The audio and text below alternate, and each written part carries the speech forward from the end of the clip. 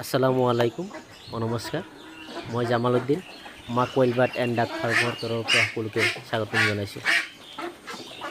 আজি খুবেই এটা দুখজনক বিষয় সেয়া হৈছে যে আমাৰ বৰপেটাত এনেকুৱা বানপানী হৈছে যে 2004 চনত যি বানপানী হৈছিল সকলোবোৰ ৰেকৰ্ড ভংগ কৰি এইবাৰ বানপানীয়ে এক বিভীষিকাময় পৰিৱেশৰ সৃষ্টি কৰিছে। চাওক মোৰ ফাৰ্মৰ কি পৰিৱেশ এবাৰ ভালকৈ মন কৰক। চাওক এই কিবা এটা পাৰি দিছোঁ টক্টাৰ সৈতে বাঁহৰ সৈতে কেনেকৈ ৰাখিছোঁ হাঁহবোৰ। চাওক আমি হাঁহবোৰ ৰাখিব পৰা নাই, দুটা ফাৰ্মেই ইতিমধ্যে পানীৰ তলত ডুব গৈছে। চাওক মুৰ্গীৰ ঘঁৰালটো কেনেকুৱা অৱস্থাত আছে। চাওক মুৰ্গীবোৰক আমি বাঁহৰ চাং পাৰি দিছোঁ, তাতে ৰখি আছে, ঠাণ্ডাত কঁপি আছে। কি হ'ব কি নহ'ব কোনো একোৱেই ভাবিব পৰা নাই, চিন্তাত আছোঁ।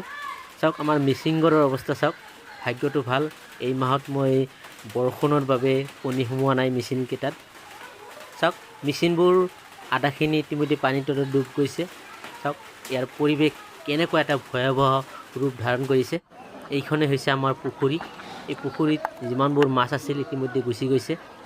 হাঁহবোৰ গঁৰালত ৰাখিব পৰা নাই, গোটেইখিনি পানীৰ মাজত ওলাই আহিছে, গোটেই পুখুৰীত সিঁচৰিত হৈ আছে, ক'ৰবাত বাহিৰলৈ গুচি গৈছে। চাওক সম্পূৰ্ণ দৃশ্য মই দেখাবলৈ যত্ন কৰিছোঁ। কেনেকুৱা এটা পৰিৱেশ, প্ৰতিটো ঘৰত চাওক, প্ৰতিটো ঘৰত যেন 4 ফুটকৈ পানী হৈছে, 4 ফুট 5 ফুটকৈ পানী হৈছে। এনেকুৱা এটা ভয়াৱহ পৰিস্থিতিৰ সৃষ্টি হৈছে, কি ক'ম, ক'বলৈ ভাষা নাই। তো তাৰ মাজতে আপোনালোকক আমাৰ ফাৰ্মৰ কিছু দৃশ্য দেখাবলৈ যত্ন কৰিছোঁ। চাওক আৰু যেন 3 ফুট পানী উঠিলেই মোৰ ফাৰ্মখন সম্পূৰ্ণৰূপে ডুব যাব। আমি নেটেৰে ঘেৰা কৰিছোঁ কেৱল যাতে হাঁহকেইটা বাহিৰলৈ ওলাই যাব নোৱাৰে, কিয়নো বাহিৰত গ'লে আৰু ফিৰি নাহিব। অলপ ফুটো বৈ আছে। চাওক ইয়াত প্ৰায় 300 হাঁহ আছে। এই 300 হাঁহকেইটা আমি কেনেকৈ সিহঁতক খুৱাই আছোঁ, কেনেকৈ ৰাখি আছোঁ, ইমান টেনশ্যন হৈছে, উপায় নাই আৰু কি কৰিম, ক'বলৈ একো ভাষা নাই। চাওক ৰাস্তা ঘাট সম্পূৰ্ণৰূপে তল গৈছে, ক'তো যাব পৰা নাই। আৰু বিশেষভাৱে চাওক এইটো দৃশ্যলৈ এবাৰ মন কৰক। এনেকুৱা এটা ভয়াৱহ দৃশ্য আমাৰ এই গাঁওখন দেখা দিছে, সেইটো আমি কৈ বৰ্ণনা কৰি শেষ কৰিব নোৱাৰি। হয়, মই জামাল উদ্দিন।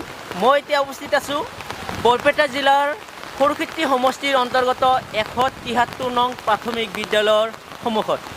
ইয়াত দেখিবলৈ পোৱা গৈছে যে একাঠু পানীৰ মাজত গৰুবোৰক ৰখা হৈছে, আৰু এইবোৰ গৰু চাওক কেনেকুৱা পৰিৱেশত ৰাখিছে, সমগ্ৰ দৃশ্য মই দেখাবলৈ যত্ন কৰিছোঁ।